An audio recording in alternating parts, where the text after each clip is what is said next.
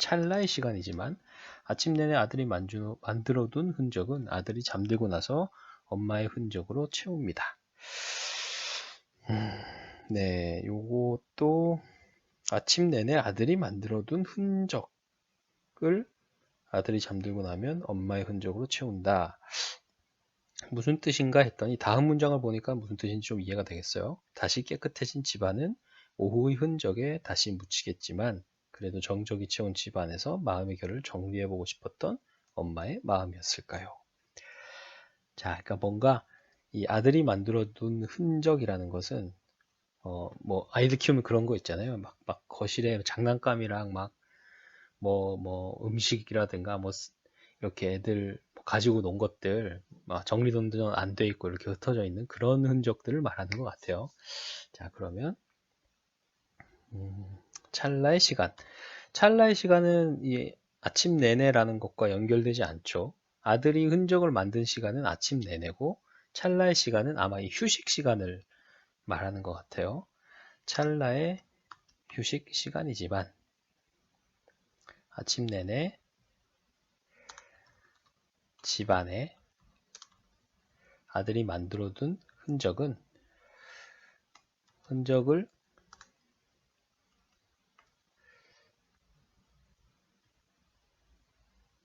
자, 이것도 좀 앞으로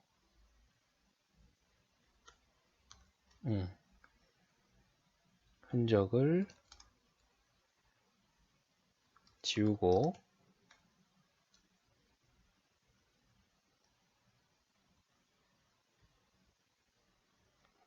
요걸 앞으로 좀 빼버려야 되겠네요.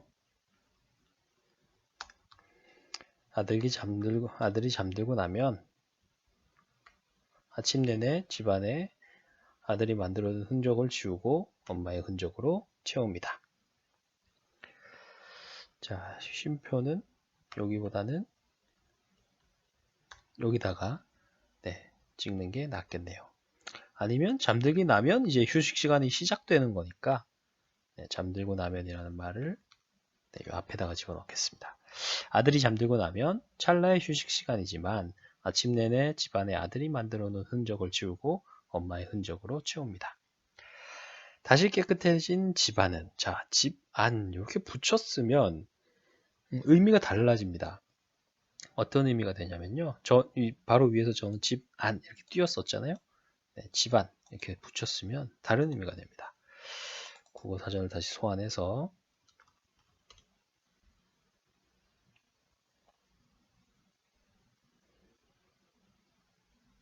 중국 길림성에 있는 도시 이거는 아니고요.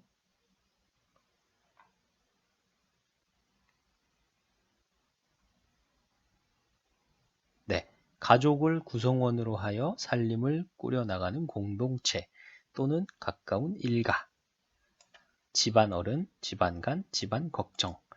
자, 그래서 집 안을 띄워서 쓰면 말 그대로 집의 안쪽이 되는 거예요. 집 안에 있는 공간. 그런데 이 집안을 붙여서 쓰면은 뭐 가문, 가문이라든가 우리 식구, 우리 가족 이런 의미가 되는 거예요. 그러니까 이 집 안에 있는 공간이라는 뜻이 아니라 어떤 관계를 나타내는 단어로 바뀌는 거죠, 뜻이. 돌아가겠습니다. 그러면 여기서는 집안을 띄워서 써줘야겠죠. 다시 깨끗해진 집안은 오후의 흔적이 다시 묻히겠지만 그래도 정적이 채운 집안에서 잠시 마음의 결을 정리해보고 싶었던 엄마의 마음이었을까요?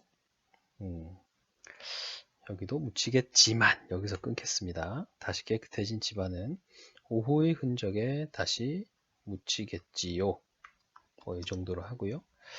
하지만 그래도 정적이 채운 집안에서 잠시 마음의 결을 정리하고 싶었던 엄마의 마음이었을까요? 이런 마음이었다는 건가요? 아니었다는 건가요? 저 같으면 그냥 정리하고 싶었던 보고 싶었던 마음이었습니다. 그냥 이렇게 단순하게 썼을 것 같아요. 그냥 뭐 이었을까요? 뭐 이렇게 표현하는 게 제가 보기에는 좀 늘어지거든요. 문장이 좀 늘어져 가지고 그냥 정적이 채운 집안에서 정적이 채웠다라는 뜻은 이제 아이가 잠들었기 때문에 정적이 채웠다라는 건데 집안에서 잠시 마음의 결을 정리하고 싶었던 마음이었습니다. 아니면 더 깔끔하게 가자면 정리해보고 싶었습니다. 근데 이렇게만 해도 뜻은 전혀 변하지 않죠. 네. 뭐 이제 꼭 이 문장이 틀려서 제가 이 문장을 지금 줄여서 고친 건 아니고요. 이제 모든 게 뭐 그 전에도 제가 늘 말씀을 드렸지만은 어차피 이건 정답이라는 건 없잖아요. 네. 다만 저희가 글을 쓰는 목적, 바로 내가 알고 있는 것을 남도 알게 하는 것, 그리고 그걸 위해서 바로 신속하고 정확한 문장을 쓰자라는 원칙 아래서 저라면 이렇게 쓰겠다라고 한번 좀 고쳐본 겁니다. 아니면 어질러진 집안에서 아이가 뛰놀기엔 위험할 수도 있겠지만 더 많이 뛰놀 수 있는 공간으로 넓혀주는 것이 엄마의 할 일이기도 하지요. 위험할 수도 있겠지만 보다는 어질러진 집안에서 아이가 뛰놀기엔 위험할 수도 있으니, 네, 아니면 있기 때문에 뭐 이 정도로 연결을 시켜주고요. 더 많이 뛰놀 수 있는 공간으로 넓혀주는 것보단 더 많이 뛰놀 수 있도록 공간을 넓혀주는 것이 엄마의 할 일이기도 하죠. 이렇게 한번 다듬어 볼게요. 사람들은 말합니다. 아이가 잘 때 엄마도 자야지. 이상하게도 저는 말똥말똥합니다. 그렇게 아이의 흔적을 잠시 치워두고 엄마의 공간으로 만들어 봅니다.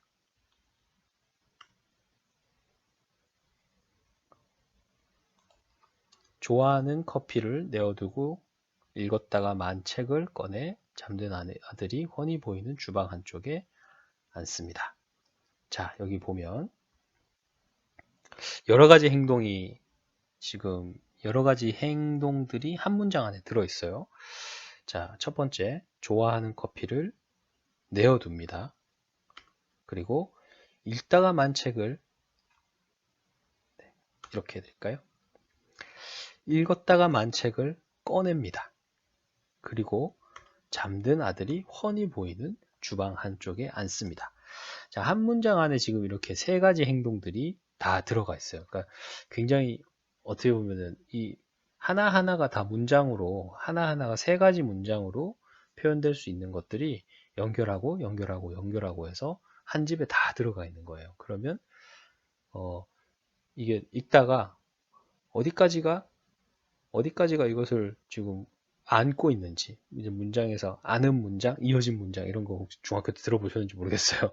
저도 굉장히 오랜만에 사용하는 단어인데 뭐 되도록이면 이런 단어들 안 쓰려고 하지만 저도 모르게 좀 나와버렸어요. 이 문장 안에 너무 세 가지의 행동들이 다 한 가지 문장, 하나의 문장으로 표현되다 보니까 문장이 조금 한 번에 이야기가 어려워졌죠. 자, 그래서 저 같으면 이렇게 하겠습니다. 먼저 좋아하는 커피를 한 잔 내어두고 커피를 타서 어디에 이렇게 식탁이나 뭐 거실 같은 데 이렇게 앉으실 수 있는 곳에 커피를 한 잔 딱 타서 놔두신 것 같아요.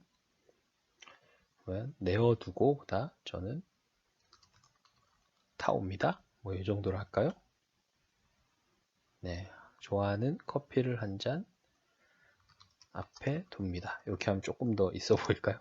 네, 이렇게 한번 해보고요. 그리고 읽었다 만 책을 꺼내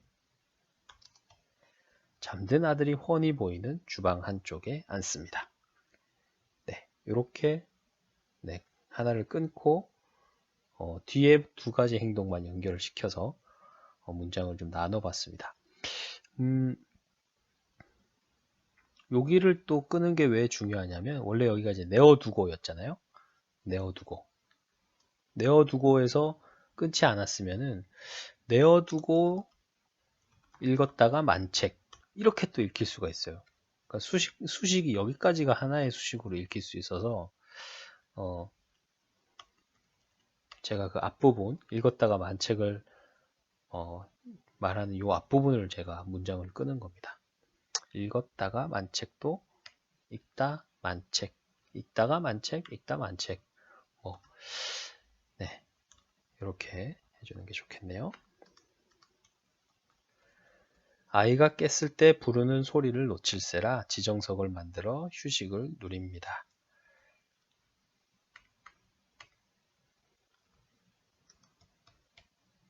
엄마 하고 부르는 입모양이 보일수록 언제든지 웃으며 내 품 안으로 폭 안길 수 있게. 보이면 보일수록 언제든지 웃으며 내 품 안으로 폭 안길 수 있게. 보이면 보일수록 조금 어색하죠. 엄마하고 부르는 입모양이 보이면 그냥 보이면이라고 해버려도 될 것 같은데요. 네, 이렇게 하는 게 어떨까 싶어요. 여기서 되게 한 가지 잘하신 게 있어요. 놓칠세라. 이거 이렇게 띄어 쓰시는 분들 되게 많거든요. 놓칠세라. 근데 이게 원래 어떤 단어냐면 국어사전 다시 가볼게요. 네, 리을세라입니다. 리을세라. 어미예요. 이게 좀 갑자기 이게 좀 정서법 수업 시간이 된 것처럼 좀 어려워지는데요. 네, 이렇게 어미로서 리을세라가 같이 붙어서 사용되는 말이에요. 그래서 요거는 놓칠세라가 되면 이렇게 떨어지면 안 되죠. 리을세라가 붙어 있어야 되니까 놓칠세라 이렇게 붙여서 써주는 게 맞습니다. 좀 띄어쓰기 중에서도 되게 고난이도 띄어쓰기인데요. 네, 이것도 국어사전을 찾아보면 말의 구성을 찾아보면 우리가 띄어쓰기 원칙을 알 수가 있죠. 네, 이 정도로 뭐 문장은 좀 다듬어 봤고요. 그 앞에서 제가 밑줄 쳤던 농인 엄마로서 감내해야 하는 부분이 많습니다. 이게 아무래도 이 제일 마지막에 나오는 이 얘기인 것 같아요. 그러니까 뭐 아이가 부르는 소리를 잘 듣지 못하시니까 엄마하고 부르는 입모양이 보이는 자리에 늘 앉아 계셔야 되는 그런 상황인 것 같아요. 네, 그래서 이 얘기가 제일 마지막에는 그래도 조금 간접적으로 제시가 됐네요. 그래서 제가 이제 문장에 뭐 특별히 제가 막 많이 막 고치진 않았습니다. 많이 막 손을 많이 대진 않았고요. 뭐 일부 문장들을 좀 끊어서 의미를 좀 분명하게 하고 약간 늘어지는 부분들 이런 부분들을 좀 줄였는데 사실 그 전체적으로 되게 좀 예쁘고 아름다운 말들을 많이 쓰시려고 노력을 하시는 것 같아요. 근데 제가 볼 때는 이 글의 목적이 무엇이 될지는 잘 모르겠습니다만 일단 내가 아이를 키우며 겪은 이야기들을 전달하고 공감을 얻기 위해서 그런 목적으로 쓰인 글이라면 뭐 예쁘고 아름다운 말들을 많이 써서 문장을 아름답게 꾸미는 노력보다는 내가 보고 겪고 느끼고 생각한 구체적인 것들이 좀 더 많아지면 글이 조금 더 생동감 있고 그리고 조금 글의 문장의 진행도 조금 더 깔끔하고 빨라지지 않을까 네, 그런 생각을 조금 해봤어요. 그러니까 지금 되게 머릿속에서 나온 문장들이 굉장히 많거든요. 그러니까 뭐 이렇게 뭐 이런 부분들이 뭐 대표적으로 그렇죠. 정오의 햇살이 나에게 향한다 라는 이런 부분들도 사실 이게 실제로 좀 이제 머릿속에서 좀 아름답게 좀 그려진 그런 상황인 것 같아요. 아름답게 좀 묘사하신 상황인 것 같은데 생활글이 좀 힘을 가지려면 이렇게 머리에서 나온 것들보다는 몸으로 겪은 것들이 많을수록 사람들은 공감을 더 쉽게 하고 많이 합니다. 그래서 지금 글 안에 들어있는 문장들도 내가 머릿속에서 만들어낸 그런 좀 아름답고 예쁜 문장들을 만들려는 노력들보다는 내가 실제로 겪은 것들을 더 진솔하게 있는 그대로 전달하려는 노력들이 더 많아지면 뭐 글 전체 구성에서도 그렇고 내용에서도 그렇고 뭐 문장을 전달하는 데 있어서도 문장을 쓰기도 쉬워지고 읽기에도 좀 편해지지 않을까. 그래서 그런 생각을 좀 해봤고요. 이 머리에서 나온 문장이 많아지면 이제 꾸밈이 많아집니다. 꾸밈이 많아지면 문장이 길어지죠. 문장이 길어지면 읽기가 문장이 꼬입니다. 문장이 길면 꼬일 수밖에 없어요. 문장을 짧게 단순하고 간결한 형태로 쌓아 나가면 문장이 길어서 꼬일 가능성들이 그만큼 적어지는 건데 이게 문장을 머리에서 만들어서 쓰려고 하면 아름다운 말들 좀 수식하고 꾸미는 것들이 많아지고 그런 문장이 길어지고 그러면 주어와 수로의 호응이 맞지 않는 꼬이는 현상들이 더 많이 일어날 수 있어요. 그럴 가능성이 많아진다는 거죠. 꼭 그렇다는 게 아니고 뭐 이렇게 쓰면서도 문장 아주 매끄럽게 아름답게 쓰시는 분도 굉장히 많아요. 그런 분들 뭐 이렇게 뭐, 뭐 소설가나 작가나 이렇게 뭐 글을 쓰는 분들 굉장히 많죠. 근데 저희들은 일단 우리의 목적은 내 머릿속에 있는 나만 알고 있는 것들을 남도 알 수 있게 빠르고 정확하게 전달해 주는 것. 그게 목적이라면 조금 더 간결한 문장, 몸으로 겪은 것, 구체적인 것, 구체적인 것들을 더 많이 써서 문장에서의 실수도 줄이고 글 안에서의 경제성도 확보하는 것이 더 좋을 것 같다는 그런 말씀도 한번 드려보겠습니다. 네, 오늘 문장정비서에서 한번 또 생활글을 한번 또 다뤄봤고요. 네, 여기 보이시는 주소로 이메일 주소로 글을 또 보내주시고 정비를 의뢰해 주시면은 오늘처럼 같이 읽고 제가 한번 또 다시 꼼꼼히 정비를 해 드리도록 하겠습니다. 네, 오늘 고친 글을 앞에 우리가 처음 읽었던 글과 비교하시면서 눈으로 그냥 한번 쭉 따라서 마지막으로 한번 읽어 보실까요?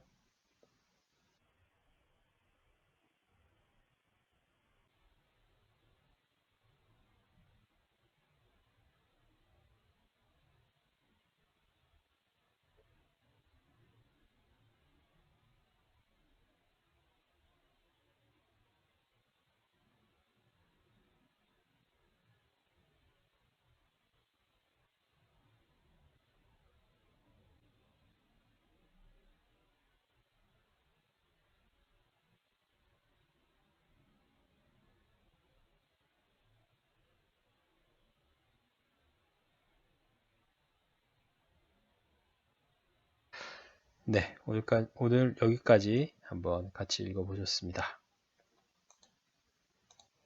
네, 의뢰 언제든지 어떤 글이든지 환영하고요. 네, 많이 의뢰해 주시면 감사하겠습니다. 들어주셔서 고맙습니다.